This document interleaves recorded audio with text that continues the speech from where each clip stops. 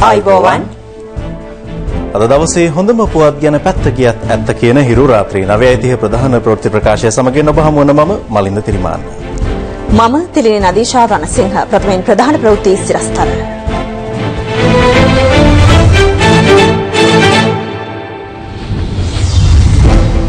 බැඳුම් කර සිද්ධිය ගැන සෙවීමට ජනපති නියමයෙන් ත්‍රිපුද්ගල කොමිසමක්. ආණ්ඩුවේ ප්‍රධාන වරායන් විකිණීමේ උත්සාහය වැළැක්වීමට සෑම පියවරක්ම ගන්නා බව ජවිපේ කියයි.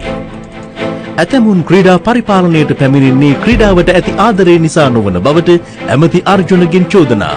පොකිකාරයෝ, කැසිනෝකාරයෝ මේවට මූලිකත්වය ගන්නේ ක්‍රීඩාවට තියෙන ආදරයකට නෙමෙයි. Tamanට තියෙන ආදරයට. නිට්ටම්බුව බටලිය ප්‍රදේශයේ සිදු වූ බස් කන්ටේනර් රථ අනතුරකින් දෙදෙනෙකු මරුට 36කට තුවාල.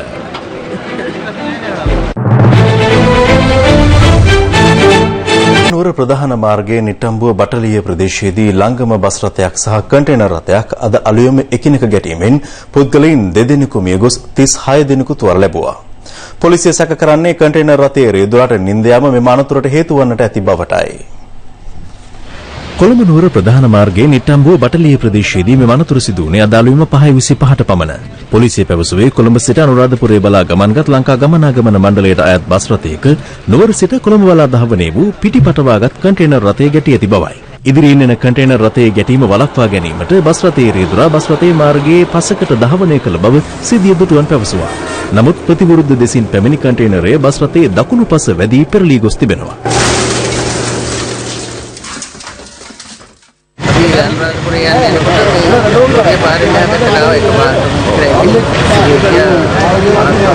බස් රථයේ සහ කන්ටේනර් රථය අනතුරට ලක්වීම හේතුවෙන් බස් රථයේ පසුපසින් පැමිණි ත්‍රිරෝධ රථයක් සහ කන්ටේනර් රථයේ පසුපසින් පැමිණි කුඩා මෝටර රථයක්ද අනතුරට ලක් වුණා. මෙම අනතුර හේතුවෙන් පැයක පමණ කාලයක් කොළඹ නුවර ප්‍රධාන මාර්ගයේ රථ වාහන තදබදයක්ද ඇති වුණා.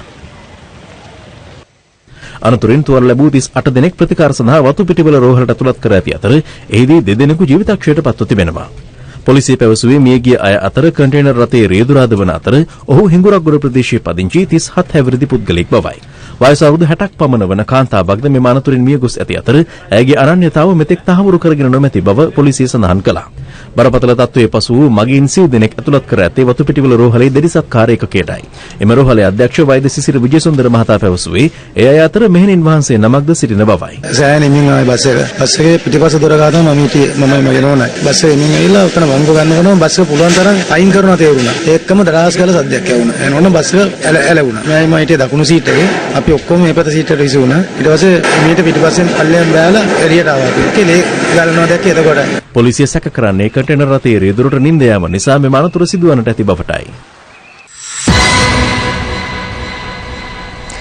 දරුවන්ගේ ජීවිතය ආරක්ෂා කිරීමේ වගකීම සම්බන්ධයෙන් මව්පියන් නිසි අවබෝධයකින් තොරව කටයුතු කරන බව ජනාධිපති මෛත්‍රීපාල සිරිසේන මහතා පවසනවා. ජනාධිපතිවරයා මේ අදහස් පළ කළේ කොළඹ විශාඛා විද්‍යාලයේ සියවස් සැමරුම් උත්සවයට සහභාගී වෙමින්. කොළඹ විශාඛා විද්‍යාලීය සියවස් සමරු උත්සවය ජනාධිපති මෛත්‍රීපාල සිරිසේන මහතාගේ ප්‍රධානත්වයෙන් විද්‍යාලීය ප්‍රධාන ශාලාවේදී අද පැවැත්වුණා.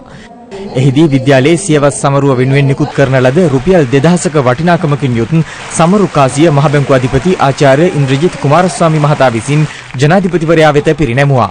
ඔබ දකින්නට ඇති ඊයේ සන්ධ්‍යාවේ මාධ්‍ය අද උදෑසන මුද්‍රිත මාධ්‍ය අවුරුදු 14-15 පුංචි දරුවෝ 5 දෙනෙක් පන්ති යනවායි කියලා ගම්පල මහවැලි ගඟේ නාන්න ගිහිල්ලා දරුවෝ 3 දෙනෙක්ම ඊයේ මිය ගියා ඔබ දකින්නට ඇති. ඒ කොතරම්නම් ඛේදවාචකයක්ද.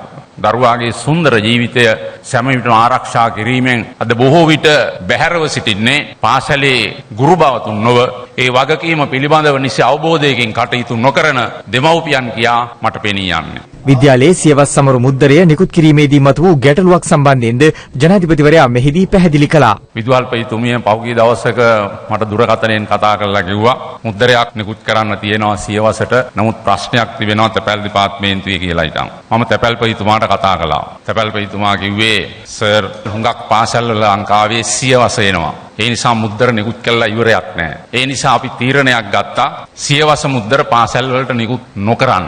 මම ඇහුවා තැපැල්පතිතුමා අධ්‍යාපන අමාත්‍යාංශයේ මේ ගැන දැනුවත් කළාද? පාසල් වලට චක්‍රලේඛයක් ඇරියාද?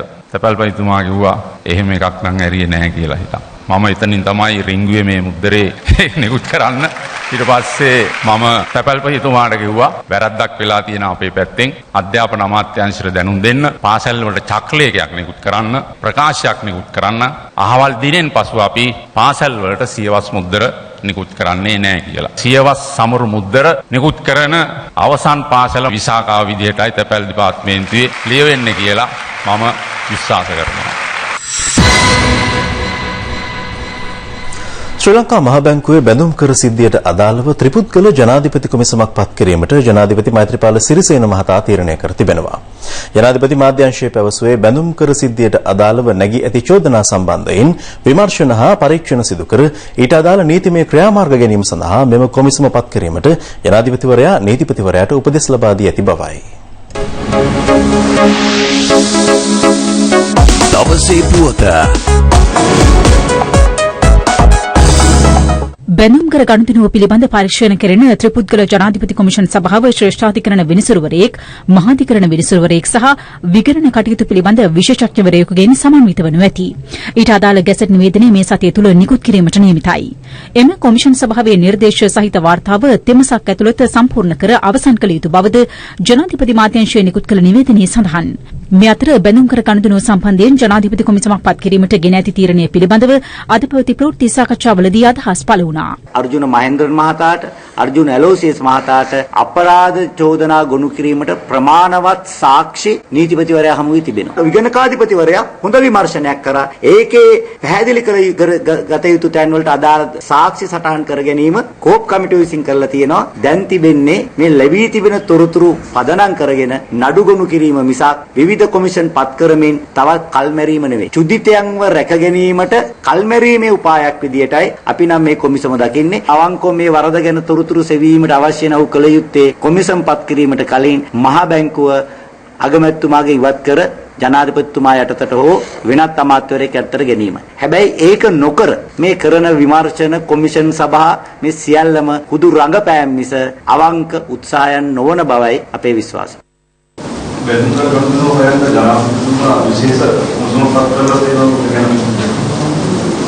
මම නම් දන්නේ නැහැ මේ අස්පය පැනලා ගියාට පස්සේ ඉස්තාලේ වහන්න හදනවා වගේ වැඩ.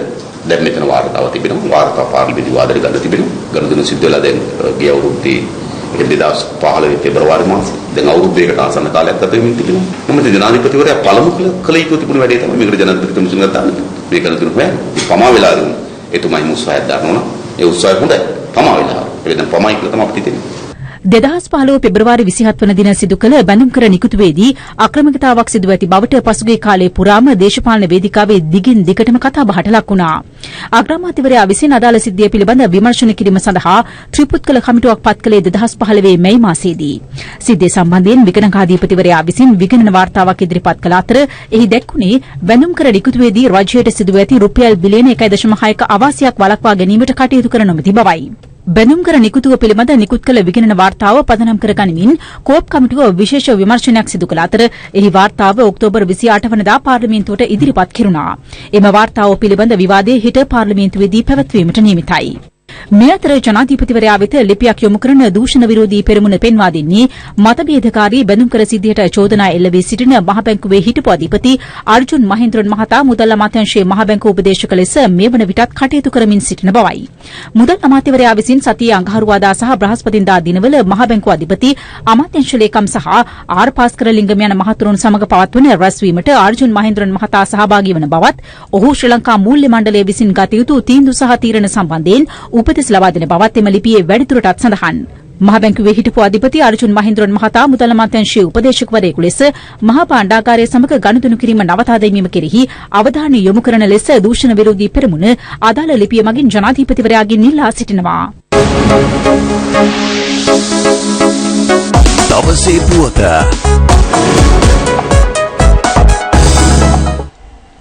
මහ බැංකුව බැඳුම් කර සිද්ධිය යටගැසීමේ උත්සාහයක ආණ්ඩුව නිරත වන බව සමාජවාදී ජනතා පෙරමුණ පවසනවා. එහි ලේකම් රාජා කොල්ලුරේ මහතා මේ අදහස් පළ කළේ අද කොළඹදී පැවති ප්‍රවෘත්ති සාකච්ඡාවකදී. මේ perpetual treasuries සමාගම මාස 6කදී ලාභ ලැබලා තිබෙනවා බිලියන 6.8ක් බැඳුම් කර මගඩිය හේතු කොටගෙන. අපි තමත්ම සන්තෝෂ වෙනවා ජනාධිපතිතුමා මේ සම්බන්ධව කොමිසමක් පත් කරන්නට කළ තීරණය ගැන. විශේෂ බලතල තිබෙන කොමිසමක් පත් කරන්න තිබුණා නම් ඒක වඩා හොඳයි. නමුත් කෙසේ වුණත් මේක ඒ වගේ ජනාධිපති කොමිසමකින් විමසා බැලීම සාධාරණ යම් උත්සාහයන් ගන්නවා තවම මේ බැලුම් කර සිද්ධිය යටපත් කරන්න නැත්නම් ඒකට පාත්‍ර වුණු පුජ්‍යලයන් නිතොස් කරන්නට. මේ ව්‍යවස්ථාව පිළිබඳ කටයුත්තේ සැලසුම කාටද තියෙන්නේ? ඒක තියෙන්නේ අධිරාජ්‍යවාදීන් අතේ. අධිරාජ්‍යවාදීන්ගේ සැලසුම කුමක්ද? මේ ආණ්ඩුවේ තනි බලය රනිල් වික්‍රමසිංහට ලබා දෙන්න. අපි අධිරාජ්‍ය විරෝධී ස්ථාවරය දිගට ගෙනියන හැටියට ඒ සැලසුම පරාජය කිරීමට තීන්දුව කරගෙනයි ඉන්නේ. ජනාධිපතිතුමා කියලා තියෙනවා මේ ලොතරැය නැවතත් රුපියල් 20ට දමන්නේ එක විකිනෙන්නෙත් නැහැ. මේ පිළිබඳව උද්ඝෝෂණයේ සාධාරණත්වයකුත් තිබෙනවා කියලා. රවි කරුණා කියලා තියෙනවා නෑ රුපියල් 20ක ටිකට් මුද්‍රණය කරන්නේ නැහැ කියලා. මේක කෙලින්ම ජනාධිපතිතුමාගේ බලයෙන් නිෂ්ප්‍රභ කිරීමක්. දැම්මම මෙහෙමනම් ව්‍යවස්ථාවේ පොඩි ඉඩක් ලැබුණොත් මොනවා වේද කියලා කියන්න බෑ මේ රටේ. ෆීල්ඩ් මාෂල් මේ නම පාවිච්චි කරමින් සරත් ෆොන්සේකා මහතා පාර්ලිමේන්තුවෙත් පෙනී හිටිනවා. දැන් ෆීල්ඩ් මාෂල් ෆොන්සේකා ඒ තනතුර නිසාම නිරන්තරයෙන්ම ක්‍රියාන්විත සේවයේ ඉන්න බවත් කියවෙනවා. මේක බරපතල භයානක තත්වයක්. පාර්ලිමේන්තුවේ ඉන්න ඇමතිවරයෙක් අනිත් අතට හමුදාවේ ක්‍රියාන්විත සේවයේ ඉන්නවා. හදිසි තත්වයක් ඇති වෙනවා මේ රටේ. හමුදාව කැඳ වෙනවා. එතකොට මේ ෆීල්ඩ් මාෂල් ඇමතිවරයා වහාම ප්‍රධාන නිලධාරියෙක් බවට පත් වෙනවා. වහාම අපි තීන්දුවක් ගත යුතුයි. එක්කෝ යා ෆීල්ඩ් මාෂල් කම කරනවා, එහෙම නැත්නම් පාර්ලිමේන්තුවේ ඇමතිකම කරනවා. මේ දෙකම කරන්න බෑ. පාර්ලිමේන්තුවේ සම්ප්‍රදායන් අනුවත් අපේ රටේ ප්‍රජාතන්ත්‍රවාදය අනුවත්. ඒ නිසා මේක වඩාත් බරපතල වෙනවා. මේ දූරය දරාගෙන ඒ ඇඳුම් ඇඳගෙන ඉන්දියාවට ගිහිල්ලා ඉන්දියාවේ කියා හිටිනවා අපේ ත්‍රිකුණා මලවරාය අපි දෙන්න ලෑස්ති ඉන්දියාවට අපි එකඟයි කියලා. එතකොට හිතන්නේ මේ රටේ තත්ත්වය මොකක්ද?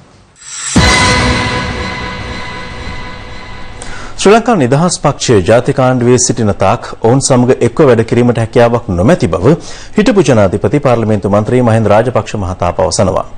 ප්‍රධාන අමාත්‍යවරුන් සමග පැවති සාකච්ඡා සම්බන්ධයෙන් නාරායන්පිට අබෑරාමයේ පැවති ආගමික උත්සවයකින් අනතුරුව මාධ්‍යවේදීන් නැගූ ප්‍රශ්නවලට පිළිතුරු ලබා දෙමින් හිටපු ජනාධිපතිවරයා මේ බව සඳහන් කළා. කෙසේ වෙතත් මෙම සාකච්ඡා සඳහා එක් වූ ප්‍රධාන අමාත්‍යවරු කිහිප දෙනෙකු පැවසුවේ පැවති සාකච්ඡාවලට ඒකාබද්ධ විපක්ෂීය නියෝජිතයින්ගෙන් බාධා පැමිණි බවයි. මේ හම්බුමත් එක්ක දැන් විශාල දැන් මග ජනාධිපතිතුමත් එක්ක වැඩ කරන්න ටිකක් මග බැඳුනා වගේ වැඩක් නේද මේක කරේ නෑ එහෙම එකක් නෑ. බොහොම අපේ ස්ථාවරේ බොහොම පැහැදිලිව කිව්වා මේ ආණ්ඩුවේ ඉන්නකම් අපිට අමාරුයි කියලා. අපි නම් 100% සර්ව සුබවාදීවම ප්‍රතිඵලයක් ලැබේ කියන අපේක්ෂාවෙන් නොවේ ගියේ. ඒකාබද්ධ විපක්ෂයේ වැනි සාකච්ඡා සම්පූර්ණයෙන්ම අසාර්ථකය අපිට බලයක් නැහැ කියලා කියනවා නම් මම නම් දෙවෙනි සාකච්ඡාව වටේකට යනවද කියන එක ගැන පෞද්ගලිකව මගේ මතය අනුව තව වතාවක් මාසිතා බලමු. මේ ඉදිරි සාකච්ඡා වටමේසයක් යයිද? මහින්ද රාජපක්ෂ මැතිතුමාගේ කැඳවීම තුල පැමිණ සිටි සමහර ඒකාබද්ධ විපක්ෂයේ නියෝජිතයන් කියන ප්‍රකාශ තුල එවැනි තත්ත්වයක් ඉදිරි ඇති වේද කියන එක පිළිබඳව මට නම් සැක සහිතයි. ආරක්ෂාව සාර්ථක නැහැ කියලා මේ ඒකාබද්ධ පක්ෂයේ මන්ත්‍රීවරු කියනවා. අපි කතා කරේ මහින්ද රාජපක්ෂ හිටපු ජනාධිපතිතුමාත් එක්ක මිසක් ඒගොල්ලොත් එක්ක නෙමෙයි. මේ ප්‍රධාන දේශපාලන ප්‍රවාහයන් දෙක එකතු වෙනවා කියලා කියන්නේ මේ රටේ ලොකු විශාල වෙනසක් වෙනවා. ඒ නිසා ඒ ගැන අපි එච්චර කලබල වෙන්නේ නැහැ. ජනාධිපතිතුමා පැහැදිලිව කියනවා UMP එක දියල් දීගෙන නවත්තලා සාකච්ඡාවට එන්න කියලා. නෑ එහෙම නෙමෙයි කිව්වේ. එතුමා කිව්වේ එක්සත් ජාතික පක්ෂයත් එක්ක ජාතික ආණ්ඩු කරලා අපිට එකතු වෙන්න බෑ කියන එක. ඒ නිසානේ ඒකාබද්ධ විපක්ෂය යටියට වෙනම කණ්ඩායමක් ඉන්නේ.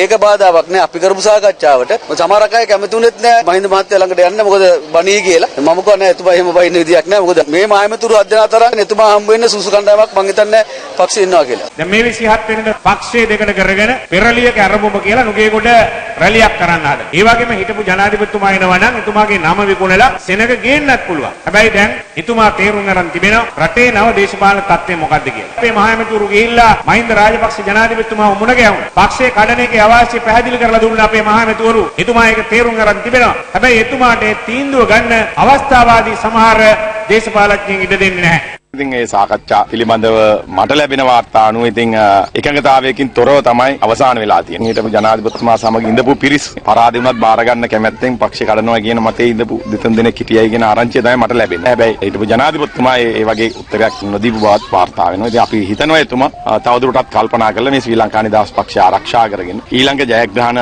අරගෙන ශ්‍රී ලංකා නිදහස් පක්ෂයට ඊළඟ මැතිවරණයකට ජයග්‍රහණයක් ලබා දෙන්න කටයුතු කරයි කියලා. ප්‍රසන්න රන්දුංග අමාත්‍යතුමා මෙලොම කියනවා මේ ශ්‍රී ලංකා නිදහස් පක්ෂය දැන් ආණ්ඩුවේ ඉන්න මතවරුන්ට මේ හොඳ පණ නැහැ. එතුමාගේ අර බඩ වැඩි නිසා කොන්දට දැන් යකඩ පීල්ලක් දාලා තියෙනවා. එතුමාගේ චෝදනා ගොඩක් තියෙනවනේ. ඉතින් ඒ වයින් බේරෙන්න ඉතින් එක්සත් ජාතික පක්ෂ වුමනාවට හැමදාම අපිට බණින එකනේ කරන්නේ. එයා තමයි පක්ෂ දෙකට කරන්න ප්‍රධාන උනන්දුවක් තියෙන පුද්ගලයෙක්. ඒ කොන්ත්‍රාත්තුව බාරගෙන තියෙන්නේ එයා තමයි ශ්‍රී ලංකා නිදහස් පක්ෂයෙන් එයා ඇතුළු දෙතුන් දෙනෙක්. ශ්‍රී ලංකා නිදහස් පක්ෂ නායකයන්ට හිටපු ජනාධිපති පාර්ලිමේන්තු මන්ත්‍රී මහින්ද රාජපක්ෂ මහතා සිහිවන්නේ මැතිවරණ සමීප වන අවස්ථාවලදී පමණක් බව පෙවිතුරු හෙළවුරුමේ ප්‍රධාන ලේකම් උදේ ගම්මන්පිල මහතා පවසනවා. ඔහු මේ අදහස් පළ කළේ අද පෙරවරුවේ පැවති ප්‍රවෘත්ති සාකච්ඡාවකට එක් වෙමින්.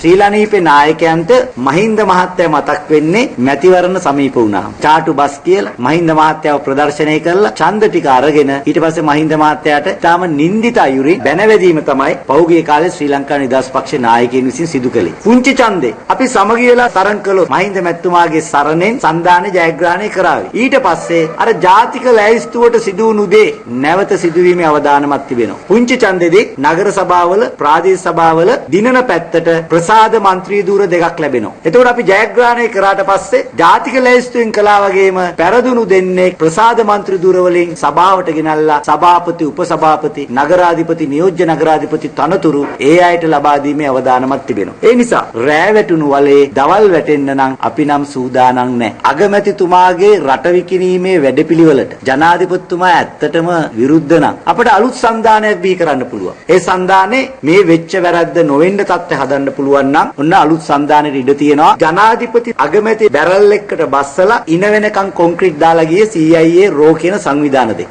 උඩුකය නිදාසු තියෙන නිසා දෙන්නට රණ්ඩු වෙන්න පුළුවන්. හැබැයි යටිකය කොන්ක්‍රීට් දාලා හිර කරලා තියෙන නිසා දෙන්නට වෙන්න බෑ. ලොකු මිත්‍යාවක් තියෙනවා. ලංකාවේ තමයි ලෝකයේ බලගතුම විධායක ජනාධිපතිවරයා ඉන්නේ. පට්ටපල් බොරුව. 1994 රට පාලනය කරේ විධායක ජනපති විජේතුංග නෙවෙයි අගමැතිනි චන්ද්‍රිකා. 2001 රට පාලනය කළේ විධායක ජනාධිපතිනි චන්ද්‍රිකා නෙවෙයි පාර්ලිමේන්තු බලයේ තිබුණු අගමැති රනිල්. දැන් රට පාලනය කරන්නේ කවුද? ජනපති නෙවෙයි අගමැති. ඒ නිසා මේ පාර්ලිමේන්තුවේ ඔල්ලුගෙඩි මාරුව 2017 සිදු කිරීම රටට කළ හැකි එකම විසඳුම වෙනවා. ප්‍රධාන වරායන් විවිධ රටවලට පවරා දීමේ ආණ්ඩුවේ උත්සාහය වැළැක්වීම සඳහා ගත හැකි සෑම පියවරක්ම ගන්නා බව ජනතා විමුක්ති පෙරමුණ පවසනවා. එහි නායක අනුර කුමාර දිසානායක මහතා මේ අදහස් පළ කළේ අද පැවති ප්‍රවෘත්ති සාකච්ඡාවකට එක් වෙමින්. ත්‍රිකුණාමල වරාය ඉන්දියාවට ලබා දීම සඳහා සාකච්ඡාවන්හි නිරත වෙනවා. අනිවාර්ය ලෙස මෙය කැබිනට් මණ්ඩලයේ සාකච්ඡා කොට තිබෙනවා. ඒක ආර්ථික වශයෙන් පමණක් නෙවෙයි යුද්ධමය වශයෙන් වැදගත් ආරක්ෂක මධ්‍යස්ථානක. ඒ වරාය තමයි මේ ආණ්ඩුව ඉන්දියානුවට ලබා දීම සඳහා දැන් සාකච්ඡා කරමින් තිබෙනවා. ඒ අතර තමයි කොළඹ වරාය. නැගෙනහිර බහලුම් පර්යන්තයෙන් 85% විකිණීම සඳහා යෝජනා කරලා තිබෙනවා. 15% ආණ්ඩුවේ පංගු තියාගන්න. වරාය අමාත්‍යවරයාට අර්ජුන රණතුංග ඉල්ලා හිටියා. අපකීර්තිමත් වරාය අමාත්‍යවරයා බවට පත් වෙන්න එපා. පෙබරවාරි මාසේ 1 වෙනිදා කොළඹ වරාය කේන්ද්‍ර කරගෙන දැවන්ත උද්ඝෝෂණ ව්‍යාපාරයක් අප සූදානම් කරලා තිබෙනවා. උද්ඝෝෂණ වලට සීමා වෙලා මේක කරගන්න පුළුවන් වෙන්නේ මොකද? දැන් කලින් හම්බන්තොට මොන විරෝධයක් කියනමුත් වැඩේ කෙරුවා. හම්බන්තොට වැඩේ කෙරුන්නේ නේ. ආණ්ඩු ගිල මුල්ගලක් තියලා තියෙනවා. ඔච්චරයි. වරාය විකිණීම පිළිබඳ කිවිසුමකට අවිල්ලා නේ. අක්කර 15000 පවරා ගැනීම සඳහා දරන ප්‍රයත්නය తాවකාලිකව නතර වී තිබෙනවා. සටන් හරහා උද්ඝෝෂණ හරහා පමණයි මේ පාලනයට පණිවිඩයක් දිය හැකි වන්නේ. ස්විමින් pool එකක් තමයි මේ හම්බන්තොට තියෙන්නේ. ආණ්ඩුව සතු වරායක් තියෙනකොට මෙහෙයුම් නේ. පෞද්ගලිකංශ සතු වරායක් කරනකොට මෙහෙයුම් වෙනවා. එහෙම වෙන්නේ කොහොමද? මොකද නැව්වෙන්නේ අයිතිකාරයා කවුද කියලා බලලා. දැන් මේ කිව්වන ආසියාවේ ලොකුම මුලේ කිව්වා. ආර්ථික පිළිබඳ මහා විශේෂඥවරු කිව්වා. ඉතින් නැවක් ගෙන්න ගන්න බැරි මහත්කමද මේ. විමල් වීරවංශ මහතා මේ ජාතික වීරයෙක් ලෙස පෙන්වන එක ගැන මොකද ඔබතුමාගේ තුම්බුල්ලේ පත්නි, චොප්පි, මාළුනිහා, සොත්ති උපාලි, ලැයිස්තුවක් ජාතික වීරයෙක් හැටියට නම් කරනවා නම් ඒකේ ඉහළම තැනක් වීරවංශට හිමි වෙනවා. මොනක් තක්කඩිය. මේ අතර පූජ්‍ය තීනියාවල පාලිත හිමියන් විසින් කෝප් වාර්තාව නිෂ්ප්‍රභ කරන ලෙස අධිකරණයට පෙත්සමක් ඉදිරිපත් කිරීම පිළිබඳවද මෙහිදී ප්‍රශ්න කෙරුණා. උන්වහන්සේ ශ්‍රේෂ්ඨාධිකරණයට කියනවා මෙහෙම. ඒකී බැඳුම් කර ගනුදෙනුව පිළිගත් මහ බැංකු නීති රීති අනුව සිදු කර ඇති අත්. උන්වහන්සේ මේ බැඳුම් කර ගනුදෙනුව පිළිබඳව තාම විශිෂ්ට ඥානයක් තියෙන හාමුදුරන් වහන්සේ කෙනෙක් බවට එකපාරපත් වෙනවා. මේ වෙන මුකුත් නෙවෙයි. හෙට තියෙනවා පාර්ලිමේන්තුවේ කෝප් කමිටුව මේ බැඳුම් කර කමිටුව පිළිබඳ විවාදයක්. මෙතන උත්සාහයක් තියෙනවා. හෙට පාර්ලිමේන්තුවේ දියත් වෙමින් තිබෙන සාකච්ඡාව කිරියැල නැගිටලා අහනවා කතානායකතුමාට කියනවා නඩුවම්කෙත් කියලා. මේ බැඳුම් කරය පිළිබඳව මෙවැනි ශ්‍රේෂ්ඨාධිකරණ නඩුවක් විභාගතිය ස්ථාවර නියෝග අහවල් වගන්තිය යටතේ පාර්ලිමේන්තු විවාදයක් කළ නොහැක. තම පක්ෂ නායක විමල් වීරවංශ අත්අඩංගුවට ගැනීමට උපදෙස් දුන් පිරිස අතර ජනතා විමුක්ති පෙරමුණේ නායක අනුර කුමාර දිසානායක මහතාද සිටින බවට ජාතික නිදහස් පෙරමුණ චෝදනා කරනවා. බන්ධනාගාරගත කර සිටින පාර්ලිමේන්තු මන්ත්‍රී විමල් වීරවංශ බැලීමට බන්ධනාගාරයට පැමිණි අවස්ථාවේ එම පක්ෂයේ මාධ්‍ය ප්‍රකාශක මොහොමඩ් මුසම්මිල් මහතා මේ බව සඳහන් කළා. රජයේ වාහන අවභාවිත කිරීමේ සිද්ධියක් සම්බන්ධයෙන් චෝදනා එල්ල වී දැනට රක්ෂිත බන්ධනාගාරගත කර සිටින ජාතික නිදහස් පෙරමුණේ නායක පාර්ලිමේන්තු මන්ත්‍රී විමල් වීරවංශගේ සූදුක් විමසීමට අදත් විවිධ දේශපාලන කණ්ඩායම්වල නියෝජිතයින් ඇතුළු පිරිසක් වැලිකඩ බන්ධනාගාරයේ වෙත පැමිණියා. දැන් සාමාන්‍යයෙන් ආණ්ඩුවට ඡන්ද දීපු කෙනෙක්ව හොයාගන්න එක හරියට මේ මැරිච්ච නැති ගෙදරකින් අබ්බ හොයන් එන්න කියලා කිව්වනේ. ඒ ආ සමානවපත් වෙලා තියෙනවා. දැන් පොල් ගෙඩි නෙමෙයි විකුණන්නේ පොල් කිලෝ. පොල් ගහන්නත් විදියක් නෑ අපිට දැන්. දැන් බලන්න මේ විමල් වීරවංශව ඇතුලේ දාලා තියෙනවා. හොඳ විද්‍යා මතයක් තියෙනවා. අවකාශයට කරදරයක් කරලා සතුරු වෙන කට්ටිය මානසික රෝගී. දැන් මේ ආණ්ඩුව අදින්නේ මානසික රෝගී. දැන් ඒක නම ආණ්ඩුවකට යන් කියලාද කියන්නේ? අනිවාර්යෙන්. දැන් මුල් ගොඩක් බුරුල්ලලා තියෙන්නේ. දැන් ගහ වැනි වැනි තියෙන්නේ. මහින්ද රාජපක්ෂ මහත්තයාද නැවතත් පත් කරන්න ඉන්නේ. මහින්ද රාජපක්ෂ නායකයාගේ යටතේ තමයි සියල්ල සිදු වෙන්නේ. ආණ්ඩුවට කියනවා විමල් වීරවංශ මැතිතුමාව හිර කරලා අපේ මේ දේශපාලන ගමන නවත්තන්න පුළුවන් එකක් නෙමෙයි. FCID එකට කරපු බලපෑම වගේම අධිකරණයට විවිධ මට්ටමින් බලපෑම් කරමින් ඉන්නේ. ඒ වගේ දේශපාලන දඩයම මේ හැමතැනම ක්‍රියාත්මක වෙන්නේ. අනුර දිසානායක ආවත් දන්නේ බලලා යන්න. විමල් වීරවංශ කවදාකවත් බන්ධනාගාර රෝහලට ගිහිල්ලා ඒ සැප පහසුකම් ගන්න ආවේ නෑ. 8/4 කාමරයකට දැම්මා ඊශාලාවේ. අදත් ඒකේ ඉන්නවා ඕන්න ගවිලා අනුර දිසානායකට පුළුවන් බලන්න දන්නේ නැත්තා. මල් වීරවංශ මන්ත්‍රීතුමාව අත්අඩංගුවට ගැනීම සඳහා උපදෙස් දෙන දූෂණ මර්දන කමිටුවේ නියෝජිතයෙක් අනුර දිසානායක. දැන් ඒ උපදේශය වැරදි බව තේරුම් අරගෙන විමල් වීරවංශ මන්ත්‍රීතුමාට විරුද්ධව අවලාද සමාජගත කිරීමේ ව්‍යාපාරයක තමයි ඉන්නේ. අපි දන්නවා අනුර දිසානායකට පපුව එකක්කුන් හැදිලා රෝගල්ගත වුණාට විමල් වීරවංශලට හොඳ ෆිට් එක තියෙනවා. ඒ නිසා බන්ධනාගාරේ මොන දුෂ්කරතා තිබ්බත් දවසට පැය එළියට එන්න දෙන්නේ. පැය 23ක් කූඩුවක් ඇතුලේ හිර වෙලා ඉන්නවා. ඒකාබද්ධ විපක්ෂයේ මන්ත්‍රීවරුන් 15ත් 20ත් අතර පිරිසකට ඉදිරි මහමැතිවරණයට තරඟ කිරීමේ අවස්ථාව අහිමි වනු ඇති බව නියෝජ්‍ය අමාත්‍ය අශෝක අබේසිංහ මහතා පවසනවා. ඔහු මේ අදහස් පළ කළේ කුරුණෑගල ප්‍රදේශයේ පැවති උත්සවයකට එක්වෙමින්. දැන් පළාත් පාලන මැතිවරණය එනවා. පළාත් පාලන මැතිවරණයට ඒගොල්ලෝ ජනතාවට යම්කිසි අදහසක් දෙන්න යනවා. මේ ආණ්ඩුව වෙනස් වෙනවා කියලා. ඒකින්ද මම අවධාරණයෙන් කියනවා මේ ආණ්ඩුව 2020 වෙනකන් තියෙනවා. ඔය ඒකාබද්ධ විපක්ෂයේ මන්ත්‍රීවරු 15 දෙනෙක් දැන් අප පිට ඉන්නේ. ඔය සියලු දෙනාටම අධි චෝදනා ලබා දෙනවා. මේ අවුරුද්ද අවසානයේ නැත්නම් ලබන වසරේදී අධි චෝදනාව ලබා දෙනවා. මේ නඩුව අපි දිගටම අහනවා. අනිවාර්යයෙන් මගේ දැනුම අනුව මේ චෝදනාව වලට අනිවාර්යයෙන් මේගොල්ලෝ වැරදිකරු වෙනවා. තාජුදීන් ඝාතනයේට කවුද වැරදිකරු කියලා දන්නවා. ලසන්ත වික්‍රමතුංග ඝාතනයේ කවුද වැරදිකරු කියලා දැන් ලංකාවම දන්නවා. 2017 18 මේ නඩුව ඉවර වෙලා දඬුවම් ලැබුණාම 2020 මැතිවරණයට ඔය ඒකාබද්ධ විපක්ෂයේ 15කට 20කට ඡන්ද ඉල්ලන්න හම්බෙන්නෙත් නැහැ. 2020 මැතිවරණේ අපි ජයග්‍රහණය කරුවාට පස්සේ මේගොල්ලෝ එළියට එද්දි 2022 23 වෙනවා එළියට එද්දි ආවට පස්සේ මේ සෑම එක්කෙනෙකුට ප්‍රජාහිතය අවශ්‍ය වෙනවා. ප්‍රජාහිතය අවශ්‍ය වෙනවා කියන්නේ අවුරුදු 7ක් ඡන්ද ඉල්ලන්න බෑ. ඒ කියන්නේ 2030 වෙනකන් ඡන්ද ඉල්ලන්න බෑ. 2025 දී මහින්ද රාජපක්ෂ ප්‍රතිතුමාට අවුරුදු 82යි. ඒතකොට එතුමාට දේශපාලනය කරන්න හම්බෙන්නේ නැහැ. මේකෙන් ගැලවෙන්න තමයි මේ 2017 ආණ්ඩු පිහිටුණා 2018 වෙන මේ ඒකාබද්ධ විපක්ෂ වටා ඉන්න ජනතාව රැක ගන්න තමයි මේක කරන්නේ. ඒ නිසා මම කරුණාවෙන් ජනතාවට කියනවා මේක සිද්ධ වෙන්නේ නැහැ. වත්මන් ආණ්ඩුව රට පාලනය කරන්නේ විදේශ රාජ්‍යයන්හි උපදෙස් මත බව පාර්ලිමේන්තු මන්ත්‍රී කෙහෙලිය රඹුක්වැල්ල මහතා ප්‍රකාශ කරනවා. ඔහු මේ බව සඳහන් කළේ අද පෙරවරුවේ කොළඹදී කැඳවා තිබූ ප්‍රවෘත්ති සාකච්ඡාවකට එක් වෙමින්. කැමරෝන් අගමැතිවරයාගේ ප්‍රධාන උපදේශකයා මෑතකදී ඇවිල්ලා එක්සත් ජාතික පක්ෂයේ බොහෝ දෙනෙකුට කතා කරලා කිව්වා මතක තියාගන්න මොනවා කරත් මේ 160 කඩා ගන්න එපා. අපිට 50 ගණනාවක් තියෙනවා අපේ පොරොන්දු පත්‍රිකාව අනුව. ඒවා අපිට කරගන්න මේ 160 එකට තියාගන්න. දෙවනි කරුණ ඔහු කිව්වේ පළවෙනි අවුරුදු 3 ගහන බදු ගහන්න ඔක්කොම. හතරවෙනි අවුරුද්ද කරනකොට මේක සාමාන්‍ය නිදහස් කරගන්න. පස්වෙනි අවුරුද්ද වෙනකොට රටේ ජනතාවට කියන්න රාජපක්ෂ දන්නා ඉවරයි අපි අපේ ආර්ථික කළමනාකරණය තුළ ජනතාවට සියලු සහන දෙන්න පුළුවන් කියලා. 2015 ජනවාරි 8 වෙනිදා පොරොන්දු පත්‍රිකාව රටට ගේනවා. උකස් බඩු බේරගන්න ඒවා නම් මනම් ඔය කතන්දර දීපු සුරංගනා කතා ලෝකේ නැවතම වන්න තමයි ඔවුන් සැලසුම් කරගෙන තියෙන්නේ. බැඳුම්කර සිද්ධිය සම්බන්ධයෙන් පත් කළ ජනාධිපති කොමිසම සම්බන්ධයෙන්ද මෙහිදී අදහස් පළ වුණා. ජනාධිපති කොමිසම අපිත් යෝජනා කරා පූර්ණ බල සහිත කාලය මැරීමේ එක් යාන්ත්‍රණයක් හැටියට නොවේ කියන එක බොහොම පැහැදිලිව කියන්නේ. X කියන මිනිස්සයා හොරා කියනවා. හැබැයි බැඳුම් කරේ මොකද්ද? හොරා ඉන්නවා. හොරකම් කරපු බඩු ටික තියෙනවා. හොරකම් කරපු බඩු වලින් ලබාගත් උපයාගත් ලාභය තියෙනවා.